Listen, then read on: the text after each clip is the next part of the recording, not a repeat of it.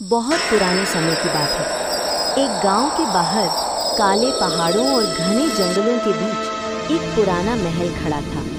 उस महल के बारे में कहा जाता था कि वहां एक भयानक राक्षस रहता है, जिसकी आंखें जलती आग जैसी थी और जिसकी परछाई से ही इंसान मर जाता था।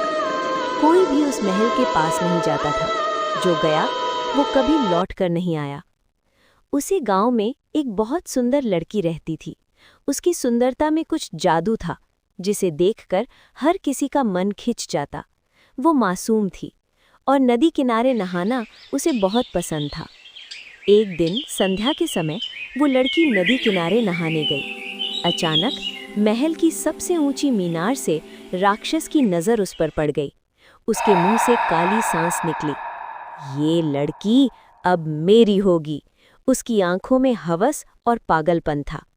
रात को राक्षस ने काला मंत्र पढ़ा। आसमान में काले बादल घिराए, बिजली कड़की और पूरा गांव सो गया। राक्षस हवा बनकर आया और लड़की को अपने महल में कैद कर लिया। सुबह होते ही गांव में कोहराम मच गया। लड़की के पिता रोते हुए बोले, जो भी मेरी बेटी को ढूंढ लाएगा और उस राक्षस से बचा कर लाएगा, मैं उसी से उसकी शादी कर दूंगा। बहुत लोग गए पर कोई वापस नहीं आया। गांव में एक शांत और रहस्यमयी युवक रहता था।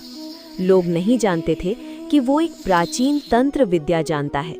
उसके पास थी एक मंत्रों की किताब, रुद्राक्ष की माला, तांबे का कड़ा और भस्म।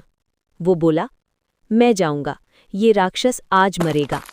वो युवक महल की ओर चला। जैसे ही वो अंदर गया, दीवारों से खून टपकने लगा। आत्माएं चीखने लगीं, काली परछाइयां उस पर झपटने लगी। उसने आंखें बंद की और मंत्र जाप शुरू किया। ओम क्लीम कालिका देव्यै नमः। परछाइयां जलकर राख हो गईं। राक्षस जोर से गरजा, तू मुझे मार नहीं सकता। पूरा महल कांपने लगा। युवक ने मंत्र पुस्तक खोली, अपनी हथेली पर भस्म लगाई और अंतिम मंत्र पढ़ा। ओम ह्रीम नमः, राक्षस बंधन नाशाय फट। उसके मुंह से निकली सुनहरी रोशनी की लकीर सीधे राक्षस के दिल में जा घुसी। राक्षस चीखा, उसका शरीर जलने लगा और कुछ ही पलों में वो राख बन गया। महल का सारा अंधेरा खत्म हो गया। लड़की बेहोश पड़ी थी। युवक ने मंत्र पढ़ा और वो होश में आ गई। महल ढहने लगा और दोनों बाहर निकल आए। गांव में खुशी लौट आई। पिता ने अपना वादा निभाया। उस बहादुर युवक और लड़की की शादी हुई।